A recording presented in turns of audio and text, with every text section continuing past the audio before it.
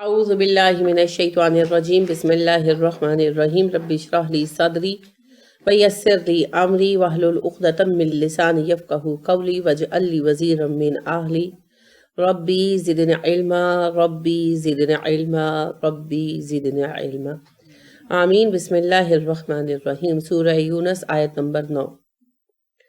اللہ ارشاد فرما رہے ہیں، ان الذین، بے شک وہ لوگ جو آمنو ایمان لائے، وعملوا الصالحات اور انہوں نے اچھے کام کیے، یہدیہم ان کی رہنمائی کرے گا وہ، ہم ان کی ضمیر ہے اور یہدی کے اندر خود بخود ضمیر موجود ہے، وہ رہنمائی کرے گا۔ ربہم ان کا رب، یہدیہم ربہم ان کا رب ان کی رہنمائی کرے گا، بی ایمانہم ان کے ایمان کی وجہ سے،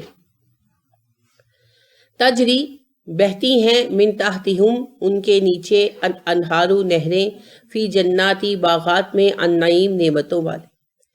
اور بے شک وہ لوگ جو ایمان لائے اور نیکوکار ہوئے، اللہ جو ان کا رب ہے ان کی رہنمائی کرے گا ان کے ایمان کے سبب سے، اور انہیں جنت میں پہنچائے گا، ایسی جنتیں جن میں ان کے نیچے نہریں بہتی ہوں گی اور یہ نعمتوں سے بھرے ہوئے جنتیں ہوں گی۔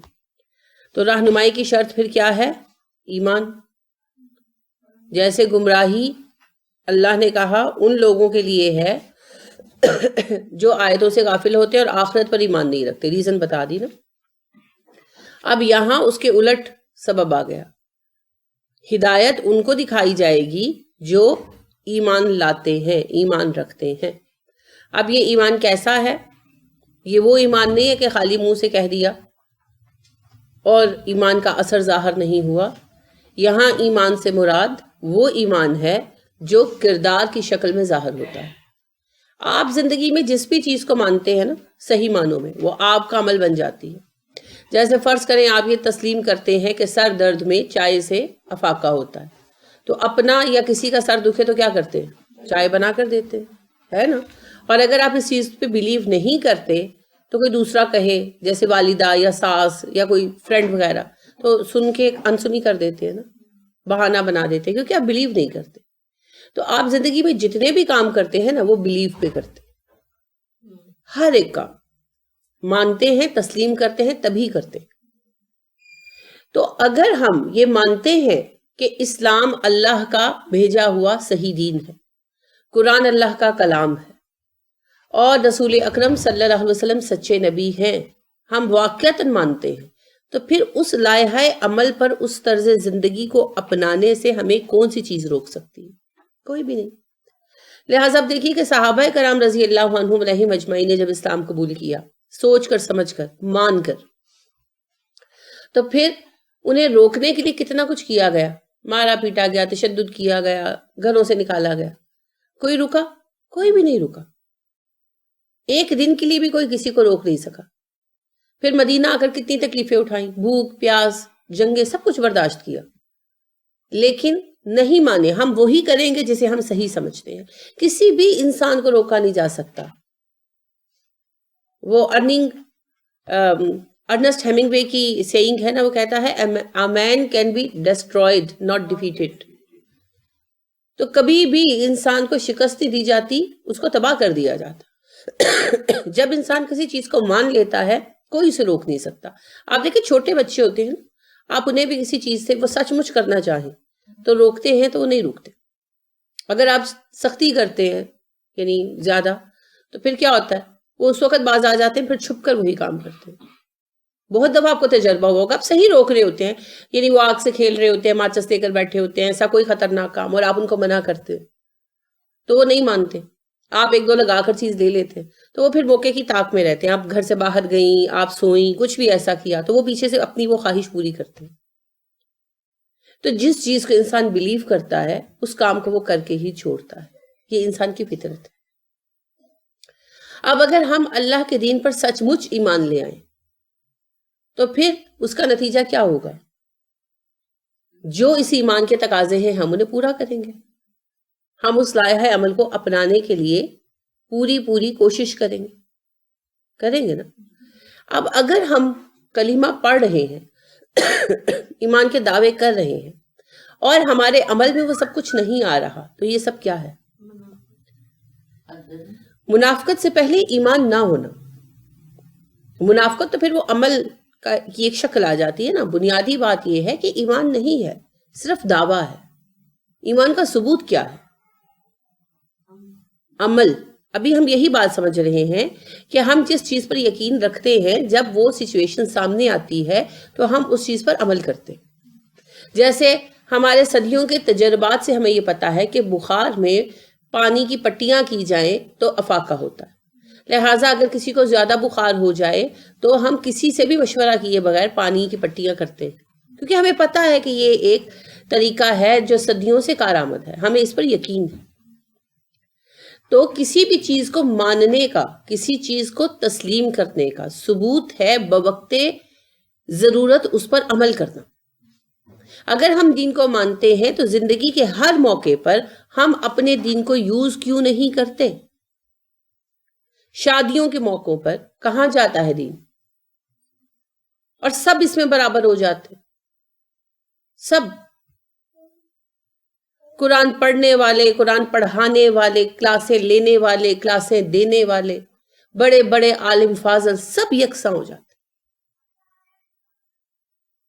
موت کے موقع پر کہاں جاتا ہے دین؟ اور پھر وہی بات ہے کہ قرآن پڑھنے پڑھانے والے، فہم رکھنے والے وہی حرکتیں کرتے ہیں جو جہالا کرتے. تو ایمان نہیں ہے نا. دین کے معاملے میں جھوٹ بولتے ہوئے نہیں گھبراتے، ہر طرح کا جھوٹ بولتے. نماز کے لیے نہیں اٹھتے، سن کر بیٹھے رہتے ہیں، بے پردگی کرتے ہیں. جو کچھ بھی ہماری زندگی کا پیٹرن ہے سب کو پتا ہے. تو جو بھی کام ہے، یعنی کہ جیسے گھر سے باہر نکلتے وقت ایک مسلمان عورت کو جو دین کو جانتی ہے، اور ہر ایک کو پتا ہے کہ پردہ فرض ہے، ہر ایک کو پتا ہے. ایک بھی ایسے بندی نہیں ہے یا بندہ نہیں ہے جسے یہ پتا نہیں ہے کہ اسلام میں پردہ فرض ہے. اب جب گھر سے باہر نکلتے وقت اسے یہ احساس ذمہ داری نہیں ہوتا کہ مجھے اپنے آپ کو کور کر کے نکلنا ہے، یہ اللہ نے مجھ پر فرض کر دیا ہے، تو اس کا مطلب ہے کہ وہ اسلام کو نہیں مانتے، چاہے وہ کتنا ہی ڈنڈورا پیٹے. گھر کے باہر انہوں نے کعبے کی تصویریں کیوں نہ بنوا رکھی. جب مانتے ہیں تو عمل کیسے نہیں ہوتا؟ آپ جس چیز کو مانتے ہیں اس پر عمل ہونا فطرت ہے.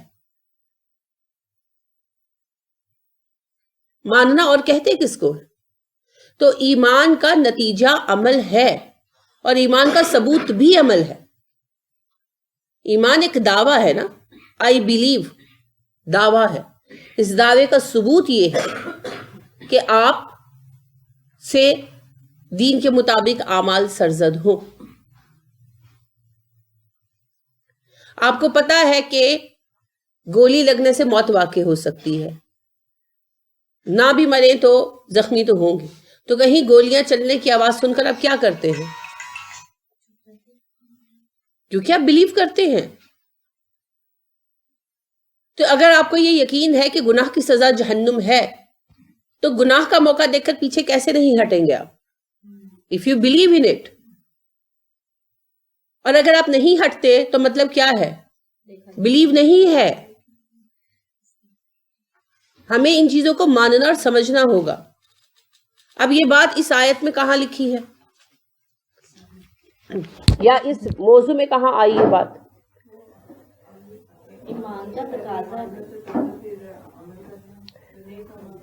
بالکل آپ نے تقاضے پڑھے ہیں. اس کو پچھلی آیت سے ملائیے ذرا. اللہ رب کریم نے پچھلی آیت میں یہ نہیں کہا کہ جو لوگ کافر ہیں، جو کلمہ نہیں پڑھتے.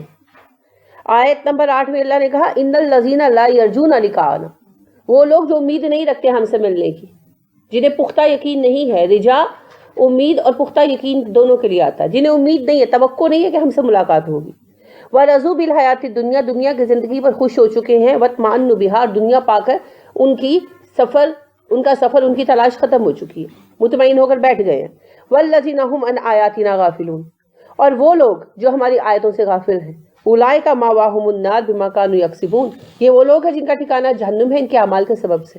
کہاں پر آئی ہے کافر کی ترکیب؟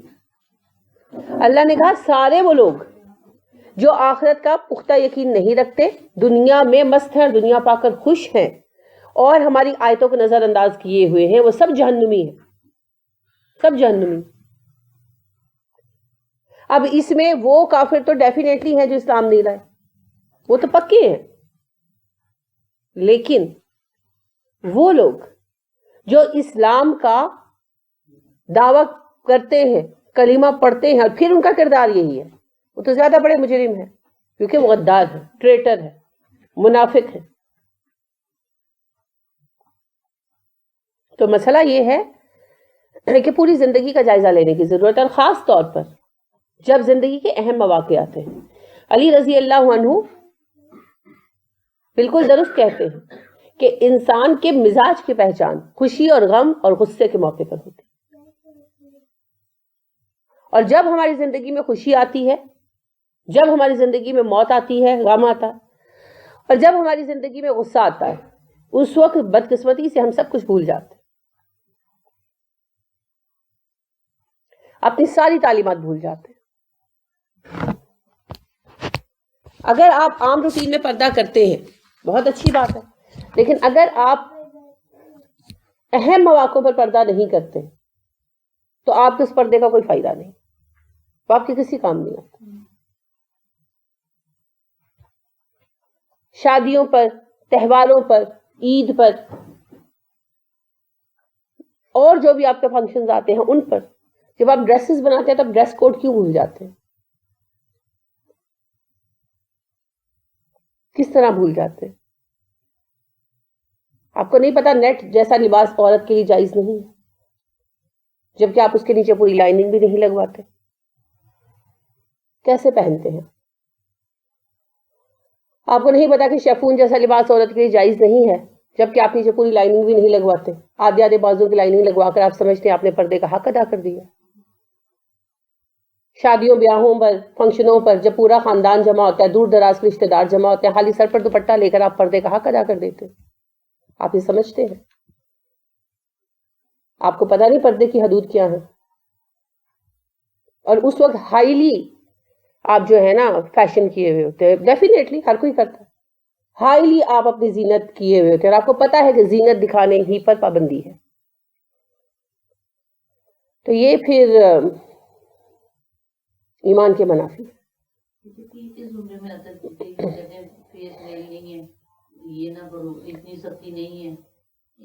جو یہ کہتے ہیں وہ دلیل لا کر دیں، پہلے تو ان سے دلیل مانگے نا، فیس ویل نہیں ہے فرض، وہ اس کی دلیل لا کر دیں، اور چلے ایک لمحے کے لیے مان دیں، اگر ایسا ہے نہیں کہ فیس ویل فرض نہیں ہے تو آپ کتنا دکھا سکتے ہیں؟ جتنا آپ کا نظر آ رہا ہے، یا جتنا یہ ان کا شمسا کا نظر آ رہا ہے، یا جتنا عائشہ کا نظر آ رہا ہے، میکسیمم صرف یہ اتنا سا فیس، خالی سر پر دوپٹہ ڈال کر، جہان بھر کا زیور پہن کر، دور تک پھیلی ہوئی خوشبویات لگا کر، ایڑیوں والی جوتیاں پہن کر، بھر بھر بازو چوڑیاں پہن کر، اور خالی دوپٹہ لے کر ہر طرف گھوم رہے ہیں اور سمجھ رہے ہیں کہ ہم پردہ کر رہے ہیں۔ پردہ اس کا نام نہیں ہے، اور اگر آپ نے 10,000 لوگوں میں پردہ نہیں کیا تو ایک بازار نکلتے ہوئے پردہ کر کے احسان ضرور کرنا ہے۔ بدنام کرتے ہیں آپ دوسروں کو بھی اپنے ساتھ، اور آپ قرآن کو بھی بدنام کرتے ہیں، آپ اپنے پڑھنے پڑھانے کو بھی جو ہے وہ بدنام کرتے ہیں۔ لوگ کہتے ہیں جب دیکھیں قرآن پڑھنے والے، یعنی کیوں کرتے ہیں آپ لوگ ایسا؟ کیوں کرتے ہیں؟ اتنی دیر میں کون سا سرٹیفکیٹ مل جاتا ہے آپ کو؟ کیا ملتا ہے؟ اگر آپ ویل کر کے اپنی فنکشن میں شریک ہوں گے تو کیا فرق پڑے گا؟ کون سی آپ کی عزت کم ہو جائے گی؟ کیا کہے گا کوئی؟ آپ کی عزت کریں گے لوگ مانیں گے آپ کو، آپ کے فیل کو مانیں گے۔ جو آپ کو لگتا ہے کہ آپ نے سرونٹ بلائے ہوتے ہیں فنکشنز کے موقع پر، وہ مرد نہیں ہوتے، ان سے پردہ نہیں ہے، وہ آپ کے مامے کے بچے لگتے ہیں، آپ کے پھپھو کے بچے لگتے ہیں۔ کون ہوتے ہیں وہ سارے؟ جو آپ کے رشتہ دار بن رہے ہوتے ہیں، جو بھی شادی ہے تو جو سمدھیانہ ہوتا ہے، منگنی ہے تو جو سمدھیانہ ہوتا ہے، جو آپ کا فنکشن ہے تو جو رشتہ دار آئے ہوتے ہیں، ماموں چاچے کے بچے وغیرہ آئے ہوتے ہیں، کوئی سالگرہ ہے، کوئی کچھ بھی ہے، تو اس موقع پر جو لوگ آئے ہوتے ہیں ان سے آپ کا پردہ نہیں، اس موقع پر پردہ اتار دیا، آگے پیچھے پردہ کرتے رہے۔ مجھے تو اس بات کی سینس سمجھ نہیں آتی۔ تو یہی تو امتحان کے مواقع ہوتے ہیں، موت ہوتی ہے، آگے پیچھے تبصرے کرتے رہتے ہیں، جی فاتحہ نہیں ہے، درود نہیں ہے، چہلم نہیں ہے، اور جس وقت موت ہوتی ہے ہتھیار پھینک کے وہی سارا کچھ کر رہے ہوتے ہیں، اور جب پوچھا جاتا ہے کہ بدعتیں کیوں کر رہے ہو، جواب یہ ہوتا ہے جی خاندان والوں کا کیا کریں، خاندان والے نہیں مان رہے۔ چلو خواتین ایک لمٹ تک مجبور ہوتی ہیں، خواتین ایک لمٹ تک ہوتی ہیں، اپنی ذات کے معاملے میں کوئی مجبور نہیں ہوتا. اپنی ذات کو آپ پوری طرح دین پر رکھیں، اس میں کوئی مجبور نہیں. ہاں یہ ہو سکتا ہے کہ فنکشن کے معاملے میں یا چہلم کل کے معاملے میں ان کی بس نہ چلے، ان کا زور نہ چلے، تو یہ پاسبل ہے.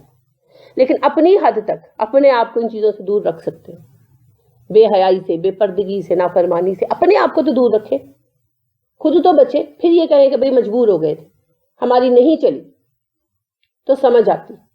بھئی میں نے فل پردہ کیا لیکن ان چیزوں پر میرا بس نہیں چلا، میرے گھر والے نہیں مانے، سمجھ آتی ہے، کیونکہ سب کی کچھ نہ کچھ آج مجبوریاں ہیں. بھئی میں نے پورا حق ادا کیا، سب کو بتایا کہ چیلم نہ کرو، کل نہ کرو، یہ سب کچھ نہ کرو، لیکن کسی نے میری نہیں سنی. اب آپ کا جو اس وقت کا رویہ ہے وہ خود شو کرا دیتا ہے کہ آپ خوش ہیں کہ نہ خوش. تو اپنی حد تک تو پورا زور لگائے نا. پھر اگر نہیں چلے گا تو اٹس اوکے، کوئی بات نہیں. اللہ کو پتا ہے کہ آپ نے پوری کوشش کی، اپنی پوری کوشش تو کریں، اپنے حد تک تو اپنا فرض پورا کریں. جب آپ خود ان کے ساتھ کھڑے ہو گئے تو آپ نے تو انہی کو سیکنڈ کیا، انہی کو سپورٹ کیا، دین کو تو اس وقت چھوڑ دیا. تو پھر اگر آپ دین پہ بلیو کرتے ہیں، if you are a believer, how can you do this with your belief, with your religion؟ تو دیکھیں جی دو ہی چیزیں ہیں، بلیور اور نان بلیور. بیچ کا راستہ تو منافقت کا ہے، آپ کو اچھی طرح پتا. یہ بیچ کا بین کوئی راستہ نہیں جو ہم بنانا چاہتے ہیں کہ ہم مومن بھی رہیں اور ہم دنیا کے سارے مزے بھی لوٹ لیں. یہ کوئی راستہ نہیں، ہو نہیں سکتا. تو لہٰذا اپنے اعمال پر غور کریں. کوئی بندہ جو قرآن پڑھتا ہے، جو قرآن پڑھاتا ہے، کسی چیز سے بے نیاز نہیں ہوتا. یعنی یہ کبھی مت سوچیے گا. ابھی آپ نے پڑھا نا اللہ رب کریم نے ارشاد فرمایا نبی کریم صلی اللہ علیہ وسلم سے، آپ نے نہیں پڑھا؟ سورہ مدثر میں اللہ نے ارشاد فرمایا وَلَا تَمْنُن تَسْتَكْثِرْ، احسان کر کے زیادہ بدلے کی توقع مت رکھو. تو مفسرین اس کے 3 مفہوم بیان کرتے ہیں. ایک تو یہ کہ عام زندگی میں احسان کرو تو بدلے کی توقع نہ رکھو. دوسرا یہ کہ اب آپ نبوت کی ذمہ داری ادا کریں گے تو ایک احسان ہے انسانیت پر، تو لوگوں سے اس کی توقع مت رکھیے گا کہ حسن سلوک پلٹ کر آئے گا. اور تیسرا یہ بیان کیا جاتا ہے معنی کہ آپ صلی اللہ علیہ وسلم نبوت کی عظیم ذمہ داری ادا کرنے والے ہیں، تو یہ مت سمجھیے گا کہ کوئی بہت بڑا کام کرنے والے ہیں. ابھی آپ صلی اللہ علیہ وسلم ایک بہت اہم کام ضرور کرنے والے ہیں، مگر اللہ کے سامنے، اللہ کی دی ہوئی نعمتوں کے سامنے آپ کی خدمات جو ہیں ان پر آپ نے فخر نہیں کرنا. تو جب نبی کریم صلی اللہ علیہ وسلم نبی ہوتے ہوئے، سب سے زیادہ کام کرنے والا شخص ہوتے ہوئے، کسی چیز سے اسپیئر کیے گئے؟ نہیں کیے گئے. تو ہماری جو غلط فہمی یہ پیدا ہو جاتی ہے کہ اب ہم بڑے نیک ہو گئے. یہ آتا ہے دل کے اندر، شیطان کچھ سکھاتا ہے، کچھ افراد کا رویہ، اور اس وقت ہمارے ذہن میں یہ آنے لگتا ہے کہ کوئی بات نہیں، میں تو اتنا پڑھتی ہوں، میں تو روز کلاس میں جاتی ہوں، میں تو قرآن پڑھتی ہوں، پڑھاتی ہوں، میں تو اتنی نیکی کما رہی ہوں، تو خیر ہے یہ کام کر لو. نہیں، کسی کو کوئی چھوٹ نہیں. 1000 نیکیاں آپ دن میں کرتے ہو تب بھی ایک گناہ ہی رہے گا جب تک آپ استغفار نہیں کرتے. جب آپ اپنی فیملی کے ساتھ مل کر گناہ کرتے ہیں تو ہیڈ آف دا فیملی ہونے کی وجہ سے سب کے گناہ کے ذمہ دار آپ ہیں. لہٰذا ہر فیصلہ کرتے ہوئے سوچا کریں. خالی یہ دعویٰ کہ میں مومن ہوں کافی نہیں ہے. نبی کریم صلی اللہ علیہ وسلم نے کہا تھا نا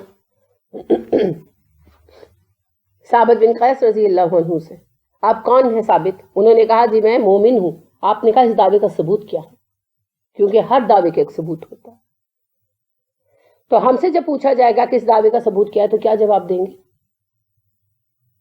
تو یاد رکھیں یہ آیت نمبر 7 8 واضح کرتی ہے آیت نمبر 9 کو. تو یہاں صرف وہ مومن مراد نہیں ہے جو بس رولا ڈال کے بیٹھے ہوئے ہیں ہم مومن ہیں ہم مومن ہیں. مومنوں سے مراد وہ ہیں جن کا رویہ انہیں مومن ثابت کرتا ہے. اور کب ثابت ہوگا بھئی آپ کا رویہ آپ کو کب ثابت کرے گا؟ جب آپ اپنے گھر میں بیٹھے ہوں گے. گھر میں بیٹھے تو کیا کیا کسی کو کیا پتا؟ اگر میں تہجد پڑھتی ہوں تو کیا پتا کسی کو؟ پتا ہے کسی کو؟ نہیں پتا، کیونکہ وہ میرا ذاتی فعل ہے. میرے گھر کے اندر، میرے کمرے کے اندر رات کے اس وقت جب سب سوئے ہوتے ہیں. ہاں جب میں باہر نکلتی ہوں تو میرا بولنا، میرا چلنا، میرا پہننا سب لوگوں کی نظروں میں آتا ہے. اس وقت لوگ گواہی دے سکتے ہیں کہ میرا طریقہ مومنانہ ہے یا غیر مومنانہ ہے کہ نہیں. جنگل میں مور ناچتا تو کوئی نہیں دیکھتا نا. تو جب ہم افراد کے درمیان ہوتے ہیں، یعنی جب ہمارے اجتماعی کام ہوتے ہیں، پھر بات وہیں آ جاتی ہے. شادی، اموات، فنکشنز، دکھ کے موقع اور ہمارے تہوار وغیرہ، ان پر آ کر تو کھل کر پتہ چلتا ہے، اور ان پر آ کر ہم پورا دین تج دیتے ہیں. زندگی کی 20-20 30-30 سال کی جو ہم نے اپنی ایک محنت کی ہوتی ہے، اس کو ہم 2-3 دن کے لیے اپنے فنکشنز کے لیے تج دیتے. تو پھر کیسے دعویٰ کریں گے؟ کیا حقیقت ہے اس دعوے کی؟ اپنے دل سے پوچھیں، اپنے من میں ڈوب کر پا جا سراغ زندگی، خود سے پوچھیں. بہت خوبصورت بات کہتے ہیں حسن بصری علیہ رحمہ. وہ کہتے ہیں نیکی کی راہ میں آنے والی مشقت سے مت گھبراؤ، کیونکہ مشقت ختم ہو جاتی ہے اور نیکی کا اجر ہمیشہ باقی رہتا ہے. اور گناہ سے ملنے والی لذت پر خوش مت ہو، کیونکہ لذت ختم ہو جاتی ہے اور گناہ کا بدلہ باقی رہ جاتا ہے.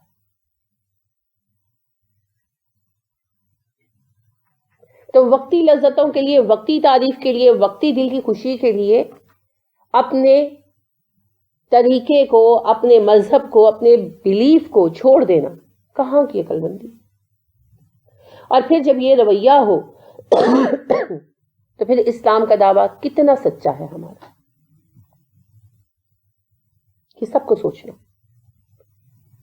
اور اپنی زندگی کو اس کے اوپر آپ نے پلان کرنا. اور زندگی میں جب بھی آپ کے کوئی اجتماعی مواقع آئیں تو یہ یاد رکھنا ہے کہ اس موقع پر ہم نے اپنا اسلام کے ساتھ تعلق شو کرنا ہے. یہ دکھاوا نہیں ہوتا، یہی کردار کا اظہار تو آپ کو ثابت کرتا ہے کہ آپ مومن ہیں. ایک مومن اور کافر کا یا غیر مومن کا فرق کیسے پتا چلتا ہے؟ رویے سے پتا چلتا ہے. ابھی جب یہ ہو رہے تھے اولمپکس میں، تب بھی آپ سے ذکر کیا تھا، تو اس کے دوران فٹ بال کا بھی ہوا اور میچ جو ہے وہ جیتے جو ٹیم، تو اس میں زیادہ تر کھلاڑی جو تھے وہ کالے تھے اور وہ سب کے سب مسلمان تھے. تو جب وہ میچ جیتے تو جو ٹیم کے غیر مسلم کھلاڑی تھے تو انہوں نے، جیسے ہوتا ہے اکثر، ٹوپیاں اتاری، شرٹیں اتاری، ہوا میں اچھال دی، وہ اسی طرح خوشی کا اظہار کرتے. اور جو مسلمان کھلاڑی تھے وہ سجدے کرنے لگے. تو یہ بات پوری دنیا نے نوٹس کی اور اس سے ایک غیر محسوس قسم کا پیغام سب کو گیا. پھر ایک اور اہم بات یہ ہوئی کہ نائجیریا کی ٹیم آئی ہوئی تھی اور بھی اس طرح، تو ان میں جو کالے ہیں وہ اکثریت ان کی مسلمان ہے، تو وہ باجماعت اسٹیڈیم میں نماز پڑھتے رہے. یہ بھی لوگوں نے دیکھا. یہ دکھاوا نہیں ہے، یہی تو تبلیغ ہے. اور ویسے بھی ہمیں کسی کی رائے سے کوئی فرق نہیں پڑتا. کوئی کہتا ہے دکھاوا کر رہی ہے، اس کو کہنے دے، دلوں کے حال اللہ جانتا ہے. مسئلہ یہ ہے کہ اگر افراد میں بیٹھ کر ہم دین پر عمل نہیں کریں گے تو لوگ تو یہی کہیں گے نا کہ جی سب ایک جیسے ہوتے. ہم نے دیکھے قرآن پڑھنے پڑھانے والے. اور میرا یہ مستقل مشاہدہ ہے اور میرے لیے بہت تکلیف دہ چیز ہے کہ جب ایسے مواقع آتے ہیں لوگ اپنا طریقہ چھوڑ دیتے ہیں. مستقل کسی کو اللہ استقامت دے تو دے، میں نے نہیں دیکھا. تو پھر فائدہ؟ میں واقعی چیزیں نہیں سمجھ پاتی. پھر فائدہ وہی اسراف، وہی میوزک. آپ تنہائی میں میوزک نہیں سنتے، شادیوں پر آپ میوزک چلا لیتے ہیں. فائدہ؟ لوگوں کو آپ نے کیا میسج دیا؟ سوال تو یہ ہے. آپ گھر میں پردہ کرتے ہیں اور ان مواقعوں پر آپ چھوڑ دیتے ہیں، تو فائدہ؟ رہ گئی موت. موت پر بھی لوگ یہی کچھ کرتے. آپ دیکھیے حضرت خنسا جو تھی، ان کے 3 یا 4 بیٹے جنگ میں شہید ہو گئے ہوتے، اور شوہر بھی مرا، باپ بھی مرے اور بھائی بھی. یعنی ایک گھر کے 6 افراد، یعنی ان کے پورے 6 رشتے، 6 افراد اور 4 رشتے جو ہیں وہ موت کا شکار ہوئے. بیٹے بعض کہتے ہیں 3، بعض کہتے ہیں 4. تو خنسا جو ہے دیکھنے کے لیے آئی. مرنے سے پہلے، کیونکہ عہد والوں کو عہد کے مقام پر ہی دفن کیا تھا نا، تو دیکھنے کے لیے آئیں. انہوں نے باقاعدہ ویل شیل کیا ہوا تھا. تو وہ کہنے لگے کہ کسی نے حیرت کا اظہار کیا، کیونکہ ظاہر ہے عورتیں آ رہی تھیں تو رو رہی تھیں، تو کسی کا سر کھلا ہے، کسی کا، انہوں نے باقاعدہ اپنے آپ کو لپیٹا ہوا تھا. تو کہنے لگے کہ آپ کا تو بڑا حوصلہ ہے، آپ تو اپنے بیٹوں کے مرنے پر آئی ہیں اور اپنے آپ کو کور کر کے آئی ہیں. انہوں نے کہا میرے بیٹے مرے ہیں، میری حیا نہیں مری. ہم لوگ موت کا موقع بھی ہوتا ہے تو سب کچھ بھول جاتے ہیں، بال کھلے ہوئے ہیں اور پیچھے پیچھے روتے پٹتے چلے آ رہے ہیں. یہ کوئی مومنانہ طریقے ہیں؟ تو ایمان صرف ایک فلسفہ نہیں ہے، ایمان تو ایک پروٹوکول کا نام ہے، ایک طرز حیات کا نام ہے. اگر وہ زندگی میں ہر موقع پر ظاہر نہیں ہوتا تو پھر معذرت کے ساتھ ایمان نہیں ہے. اور یہ میں نہیں کہہ رہی، یہ اللہ کہہ رہے ہیں. اللہ نے کہا وَالَّذِينَ هُمْ عَنْ آيَاتِنَا غَافِلُونَ، وہ لوگ جو میری آیتوں سے غفلت میں پڑے ہوئے. تو کیا ہم غفلت میں نہیں پڑے ہوئے؟ خالی کلمہ پڑھنے والے کو مومن نہیں مانا اللہ نے. تو جب تک اسلام ہمارا کردار بن کر ظاہر نہیں ہوتا، یہ جنت کا وعدہ ہمارے لیے نہیں ہے. ہمیں اسے اپنا کردار بنانا ہے، اسے اپنا طرز حیات بنانا ہے. ہمارا دعویٰ ہمارے عمل کی تصدیق کرے اور ہمارا عمل ہمارے دعوے کی تصدیق کرے. اس کو کیا کہتے ہیں؟ یک رخا ہونا، قول و فعل کا یکساں ہونا. جب ہمارا قول و فعل یکساں ہو جائے گا تب یہ بشارتیں ہمارے لیے ہوں گی. ہاں زندگی میں کبھی کوئی غلطی بے ساختگی میں ہو گئی یا بہک کر ہو گئی، وہ اللہ رب کریم معافی مانگنے پر معاف کر دیں گے. لیکن دستور العمل جو ہم نے بنا رکھا ہے کہ ہماری عام زندگی اور ہے اور ہماری مجلسی زندگی اور ہے، یہ نہیں چلے گا، نہیں چلے گا. اللہ نہیں قبول کرتے. میں آج آپ کے سامنے کہہ بھی دوں تو کیا فرق پڑتا ہے؟ یعنی میرے کہنے سے اصول تو نہیں بدلے. لہذا اصول کیا ہے؟ قول اور فعل کی یکسانیت. اور قول اور فعل کا فرق کیا ہے؟ منافقت. لہذا قول و فعل یکساں ہونا چاہیے. ہمارا قول ہمارے فعل کی تصدیق کرے اور ہمارا فعل ہمارے قول کی تصدیق کرے. اسی لیے صدیق اس بندے کو کہا جاتا ہے جس کا عمل ہمیشہ اس کے قول کی تصدیق کرتا ہو، یا جو اپنے عمل سے ہمیشہ اپنے قول کی تصدیق کرتا ہو. صدیق اصل میں اس بندے کو کہا جاتا ہے. اور ابو بکر رضی اللہ عنہ کو صدیق کہا گیا کیونکہ انہوں نے جب کہا اشہد ان لا الہ الا اللہ اشہد ان محمد عبدہ ورسولہ، تو پھر ہمیشہ اپنے اس قول کی تصدیق کی اپنے عمل سے. اور انبیاء کے بعد سب سے بڑا درجہ صدیق لوگوں کا ہے، کیونکہ صدیق ہونا آسان نہیں ہے. شہید ہونا آسان ہے، ایک دفعہ جان جاتی ہے نا. صدیق ہونے کے لیے ہر پل تلوار کی دھار سے گزرنا پڑتا ہے، ہر لمحے امتحان کا سامنا کرنا پڑتا ہے. تو قول و فعل کو یکساں کیے بغیر کام نہیں چلتا. اب اللہ فرماتے ہیں تجری من تحتہم الانہار فی جنات النعیم، وہ ایسے باغوں میں رکھے جائیں گے جو نعمتوں سے بھری ہوئی ہیں اور ان کے نیچے نہریں بہتی ہیں. دعواہم، پکار ہوگی ان کی، دال عین واؤ، اسی سے دعا ہوتا ہے نا. دعواہم، ان کی پکار ہوگی، پکارنا، بلانا، آواز دینا. فیہا، اس میں، جنت میں. سبحانکا، پاک ہے تو، سبحان پاک ہے، کا تو، اللہم اے اللہ، اے ہمارے اللہ تو پاک ہے. سبحانک اللہم. و تحیتہم، اور ان کا تحیہ ہوگا، ہے یہ اسی سے حیا ہے اور اسی سے حیات ہے اور اسی سے تحیہ ہے. دعا دینا کسی کو گریٹ کرنا. جب ایک دوسرے سے ملے تو ایک دوسرے کو گریٹ کیسے کرتے ہیں جی؟ دعائے خیر کے ساتھ.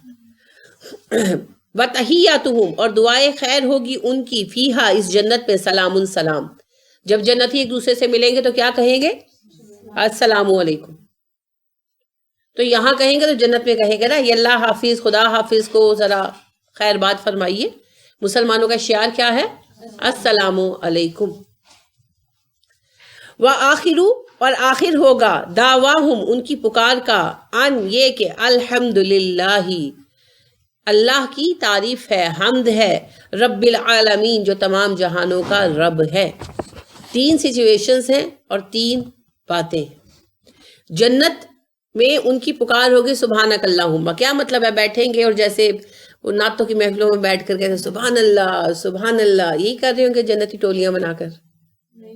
تو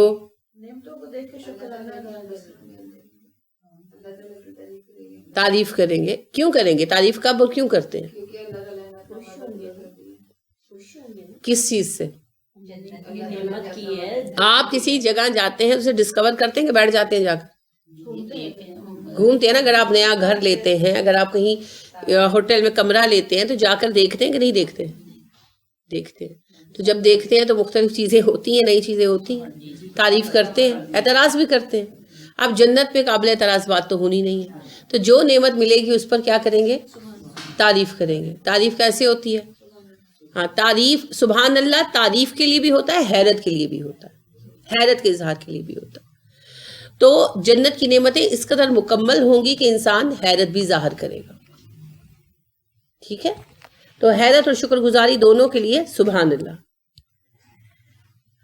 تو جنت کو جب دیکھیں گے، اس کی نعمتوں کو دیکھیں گے اور ہر نعمت اگلی سے بہتر ہوگی۔ ٹھیک ہے، تو اللہ کی ثنا کریں گے، اللہ کی پاکی بیان کریں گے، سبحان اللہ، اللہ پاک۔ اور ایک دوسرے سے ملیں گے، کیونکہ تحیہ کیا ہوتا ہے؟ گریٹ، ایک دوسرے کو گریٹ کرنا، گریٹنگز۔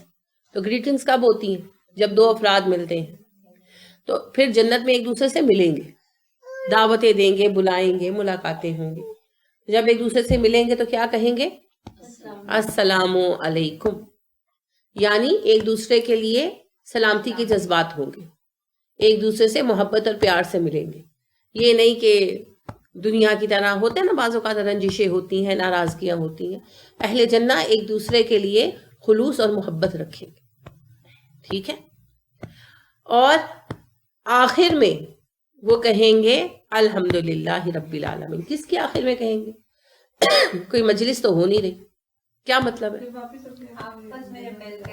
جب کبھی بیٹھیں گے، جب کبھی گفتگو ہوگی، جب کبھی ڈسکشن ہوگی تو یہ باتیں زیر بحث آتی ہیں۔ جب آپ امتحان دے کر فارغ ہوتے ہیں اور رزلٹ آتا ہے تو پھر باتیں ہوتی ہیں نا، میں نے یہ تیاری کی، میں نے وہ تیاری کی، میں نے یہ کیا، ہم ڈسکس کرتے ہیں، ڈیفینیٹلی کرتے ہیں۔ تو جب دیر تک بالکل، تو جب جنت میں پہنچ جائیں گے انشاءاللہ اور ملیں گے تو پھر ایک دوسرے سے ڈسکشن ہوگی کہ اچھا تمہیں یہ درجہ کیسے ملا، تمہیں یہ مقام کیسے ملا، تم یہ کیا کرتے تھے، ایسی باتیں ہوں گی۔ اور اس وقت پھر آخر تان کس بات پر ٹوٹے گی؟ سچائی پر، کہ اللہ کا شکر ہے، اللہ کے لیے حمد ہے جس نے ہمیں اس لائق کیا، ہمیں توفیق دی اور ہم اللہ کی مدد اور توفیق سے جنتی ہو سکے۔ یعنی جنت میں پہنچنے سے پہلے یہ اخلاق مکمل ہو چکے ہوں گے۔ کون سے؟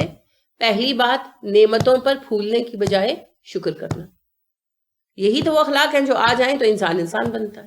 دوسرا، ایک دوسرے کی خیر خواہی چاہنا، کیونکہ ہر جنتی کو اتنا کچھ ملا ہوگا جو دوسرے کے پاس ویسا نہیں ہوگا، تو اس پر جیلسی ہونی چاہیے۔ دنیا میں تو ہوتی ہے نا، ہم ساری عمر کس چیز میں لگے رہتے ہیں؟ جو جوڑا میں بناؤں دوسرا ویسا نہ بنائے۔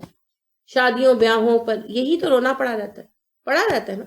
اور ہم لوگ ڈھونڈ کر برانڈز کیوں خریدتے ہیں کہ بھئی جو کپڑے میں بنا رہی ہوں وہ کسی کے نہیں ہونے چاہیے، ایسے ہی ہے نا۔ اور ہمیں کئی لوگ ایسے ہیں جو جنہیں میں نے دیکھا کہ اگر ان کے جیسے کپڑے خاندان میں 2-3 لوگ بنا لیں وہ کپڑے پہننا پسند نہیں کرتے۔ تو جنت میں جو دوسرے کے پاس ہے وہ بہت ہی یونیک ہے، تو تکلیف تو ہونی چاہیے فطری تقاضے کے مطابق، مگر یہ فطرت ٹیم ہو چکی ہوگی، لہٰذا وہاں کوئی تکلیف میں نہیں آئے گا۔ اور جن کو زیادہ نعمتیں ملی وہ تکبر میں بھی نہیں آئیں گے، کیونکہ دنیا میں تو یہی مسائل ہوتے ہیں، جس کے پاس کم ہے اس کو جیلسی شروع ہو جاتی ہے، جس کے پاس زیادہ ہے اس کا دماغ 7ویں آسمان پہ پہنچ جاتا ہے۔ لیکن جنت میں جن کے پاس زیادہ ہے ان میں جھکاؤ ہوگا، کیونکہ درجات کا فرق تو ہے، اور جن کے پاس کم ہے ان کو کوئی شکوہ گلہ نہیں ہوگا، ان کے دلوں میں اطمینان ہوگا۔ تو جب ایک دوسرے سے ملیں گے تو خلوص دل سے ایک دوسرے کے لیے دعا کریں گے، ایک دوسرے کی خیر خواہی چاہتے ہوئے ملیں گے۔ سمجھ آئی؟ اور یہ اگر ہم اپنی اس خامی پر قابو پا لیں نا، جلن، کمپٹیشن اور تکبر، ایک دوسرے سے کمپیریزن کرنا، اسی سے یہ دونوں چیزیں پیدا ہوتی ہیں. کمپیریزن ریزن ہے. تو جن کے پاس زیادہ ہوتا ہے وہ متکبر ہو جاتے ہیں، اور جن کے پاس کم ہوتا ہے وہ احساس کمتری کا شکار ہو کر حسد کرنے لگتے ہیں. تو حسد اور تکبر دونوں کی کومپل پھوٹتی کس سے ہے؟ کمپیریزن سے. اگر ہم ایک دوسرے سے اس طرح کے کمپیریزن کرنا چھوڑ دیں تو ہم زندگی کے ایک بڑے رنج سے نجات پا جائیں. لیکن دنیا میں ہر کسی کے لیے ممکن نہیں ہوتا. ہم اپنی ذہن اور اپنی سوچ بدلنے پر تیار نہیں ہوتے. لیکن جنت میں وہی لوگ جائیں گے جو اپنی سوچ پر قابو پا چکے ہیں. آپ کو کیا لگتا ہے ہر تھوڑ دلے کو جنت میں بھیج دیا جائے گا؟ نہیں، سیریسلی نہیں بھیجا جائے گا. اللہ خود کہتے ہیں وہ سارے کے سارے جو تھوڑ دلے ہیں، کمینے اور بخیل ہیں، کوئی جنت میں نہیں جائے گا. تو یہ جو تھوڑ دلا ہونا، آپ دیکھیں سورہ معون میں اللہ نے کیا کہا؟ یمنعون الماعون، یہ اتنے کمینے ہیں، مانگنے پر ادھار کوئی اچھی چیز بھی نہیں دیتے. چھوٹی چھوٹی چیزیں کوئی ادھار مانگ لے وہ بھی نہیں دیتے. یہ کیا ہے؟ یہ کون سی خامی بیان کی گئی؟ تھوڑ دلا ہونا. ذرا اپنی استری دے دو، میری تو استری خراب ہے نا، وہ ایک جگ پانی کا دے دو، آج تو پانی نہیں آیا ہمارا. کرتے ہیں نا، اور گھروں کے اندر کرتے ہیں.